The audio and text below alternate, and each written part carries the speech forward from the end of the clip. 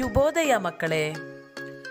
ವಿವಿಧ ಕ್ಷೇತ್ರಗಳಲ್ಲಿ ಸಾಧನೆ ಮಾಡಿ ತಮ್ಮದೇ ಆದ ಛಾಪನ್ನು ಮೂಡಿಸಿ ಪ್ರಗತಿ ಸಾಧಿಸಿದ ವಿದ್ಯೆ, ಕ್ರೀಡೆ, ರಾಜಕೀಯ, ಕಲೆ, ಸಮಾಜ ಸೇವೆ ಹೀಗೆ ಬಹುತೇಕ ಕ್ಷೇತ್ರಗಳಲ್ಲಿ ಸೇವೆ ಸಲ್ಲಿಸಿ ಪುರುಷರಿಗೆ ಸರಿಸಮವಾಗಿ ನಿಂತ ಸ್ವತಂತ್ರರಾಗಿ ಸ್ವಾವಲಂಬಿಗಳಾಗಿ ಬದುಕುತ್ತಿರುವ ಮಹಿಳೆಯರನ್ನು ಸ್ಮರಿಸುವ ದಿನವೇ ಮಹಿಳಾ ದಿನಾಚರಣೆ.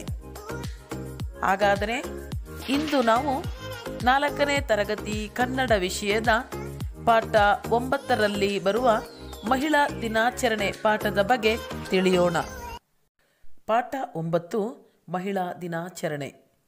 ಅಂದು ಬೆಳಗ್ಗೆ ಶಾಲಾ ಬಯಲಿನಲ್ಲಿ ಮಕ್ಕಳೆಲ್ಲರೂ ಬಹಳ ಸಡಗರ ಸಂಭ್ರಮದಿಂದ ಓಡಾಡುತ್ತಿದ್ದರು. ಮುಖ್ಯ ಶಿಕ್ಷಕರು ಮಕ್ಕಳನ್ನು ಕುರಿತು, ಮಕ್ಕಳೇ ಎಲ್ಲರೂ ಬೇಗ ಇಲ್ಲಿ ಬನ್ನಿರಿ ಎಂದರು. ಮುಖ್ಯ ಶಿಕ್ಷಕರು, ಮಕ್ಕಳೇ ಈ ದಿನದ ವಿಶೇಷ ನಿಮಗೀಗಾಗಲೇ ತಿಳಿದಿದೆಯಲ್ಲವೇ? ಮಕ್ಕಳು ಒಟ್ಟಾಗಿ, ಹೌದು ಗುರುಗಳೇ, ಹೌದು, ಇಂದು ಮಹಿಳಾ ದಿನಾಚರಣೆ ಎಂದು ನಿನ್ನೆ ನೀವೇ ಹೇಳಿದ್ದೀರಲ್ಲ.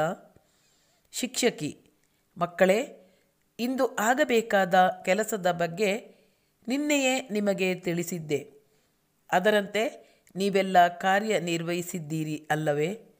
ಮಕ್ಕಳು, ಹೌದು ಮೇಡಮ್, ನೀವು ಹೇಳಿದಂತೆ ಶಾಲಾ ಆವರಣ ಸ್ವಚ್ಛ ಮಾಡಿದ್ದೇವೆ. ತಳಿರು ತೋರಣ ಕಟ್ಟಿ ರಾಷ್ಟ್ರಕ್ಕಾಗಿ ದುಡಿದ ಅನೇಕ ಮಹಿಳೆಯರ ಭಾವಚಿತ್ರಗಳಿಗೆ ಹೂಮಾಲೆ ಹಾಕಿ ಸಿಂಗರಿಸಿದ್ದೇವೆ. ಮುಖ್ಯ ಶಿಕ್ಷಕರು, ಹಾಗಾದರೆ ನಾವೆಲ್ಲ ಕಾರ್ಯಕ್ರಮ ನಡೆಯುವ ಸ್ಥಳಕ್ಕೆ ಹೋಗಿ ಅತಿಥಿಗಳನ್ನು ಸ್ವಾಗತಿಸೋಣ ಬನ್ನಿ. ಮಕ್ಕಳೆಲ್ಲರೂ ಕಾರ್ಯಕ್ರಮ ನಡೆಯುವ ಸ್ಥಳಕ್ಕೆ ಬಂದು ಆಸೀನರಾದರು. 5ನೇ ತರಗತಿ ವಿದ್ಯಾರ್ಥಿ ಶೇಖರ್ ಕಾರ್ಯಕ್ರಮ ನಿರೂಪಣೆ ಮಾಡಿದನು. ಸಭೆಗೆ ಆಗಮಿಸಿದ ಅತಿಥಿಗಳಿಗೆ ತಮ್ಮ ತಮ್ಮ ಆಸನಗಳಲ್ಲಿ ಕುಳಿತುಕೊಳ್ಳಲು ವಿನಂತಿಸಿದನು. 4ನೆಯ ತರಗತಿ ವಿದ್ಯಾರ್ಥಿನಿಯರಾದ ಕುಸುಮ ಮತ್ತು ಮೇರಿ ಪ್ರಾರ್ಥನೆ ಮಾಡಿದರು. ಕಾರ್ಯಕ್ರಮದಲ್ಲಿ ಭಾಗವಹಿಸಿದ ಎಲ್ಲ ಗಣ್ಯರನ್ನು ಸುಮತಿ ಸ್ವಾಗತಿಸಿದಳು. ಮುಖ್ಯ ಶಿಕ್ಷಕರು ಪ್ರಾಸ್ತಾವಿಕವಾಗಿ ಈ ದಿನದ ಮಹತ್ವವನ್ನು ಸಭೆಗೆ ತಿಳಿಸಿದರು.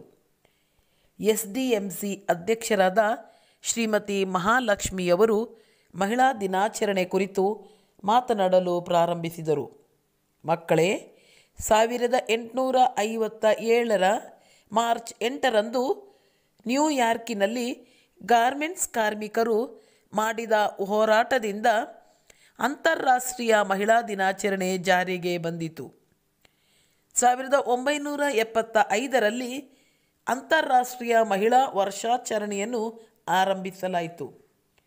1975ರಿಂದ 85ರವರೆಗೆ ವಿಶ್ವಸಂಸ್ಥೆಯ ಕರೆಯಂತೆ ಮಹಿಳೆಯರ ವಿರುದ್ಧ ನಡೆಯುವ ಎಲ್ಲ ಬಗೆಯ ಅಸಮಾನತೆಗಳನ್ನು ತೊಡೆದುಹಾಕಲು ಮಹಿಳಾ ದಶಕದ ಆಚರಣೆಯನ್ನು ಘೋಷಿಸಲಾಯಿತು.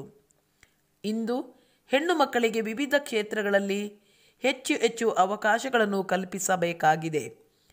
ಹೆಣ್ಣೊಂದು ಕಲಿತರೆ ಶಾಲೆಯೊಂದು ತೆರೆದಂತೆ ಎಂಬ ನಾಣ್ಣುಡಿ ಇದೆ. ಹೆಣ್ಣು ಆದರ್ಶ ಸಮಾಜದ ನಿರ್ಮಾಣಕ್ಕಾಗಿ ಹಗಲಿರುಳು ಶ್ರಮಿಸುತ್ತಿದ್ದಾಳೆ.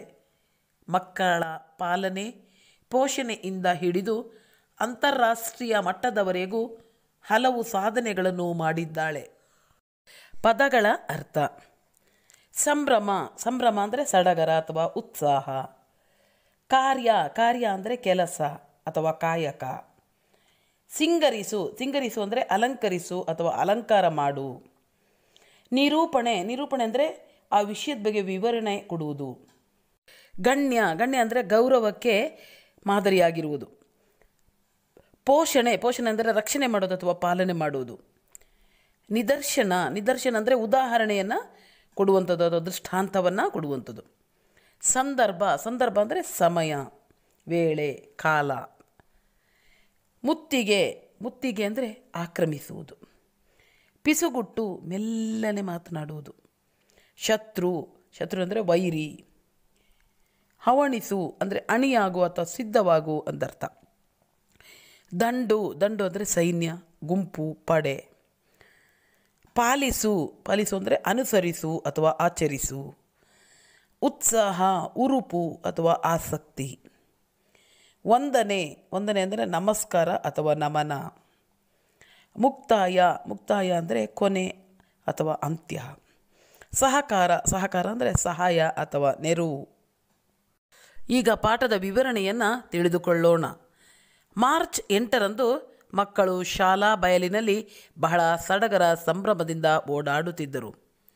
ಮುಖ್ಯ ಶಿಕ್ಷಕರು, ಮಕ್ಕಳೇ ಬೇಗ ಇಲ್ಲಿಗೆ ಬನ್ನಿರಿ, ಈ ದಿನದ ವಿಶೇಷತೆ ನಿಮಗೆ ತಿಳಿದಿದೆಯಲ್ಲವೇ ಎಂದರು.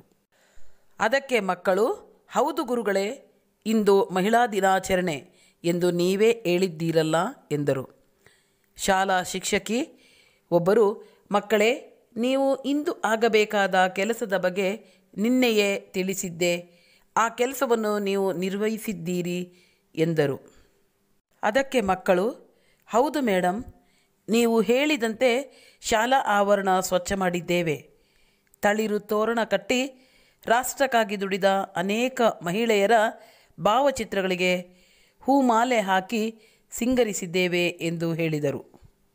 ಮುಖ್ಯ ಶಿಕ್ಷಕರು, ನಾವು ಕಾರ್ಯಕ್ರಮ ನಡೆಯುವ ಸ್ಥಳಕ್ಕೆ ಹೋಗೋಣ ಎಂದಾಗ ಎಲ್ಲರೂ ಅತಿಥಿಗಳನ್ನು ಸ್ವಾಗತಿಸಲು ವೇದಿಕೆ ಕಡೆಗೆ ಬಂದರು.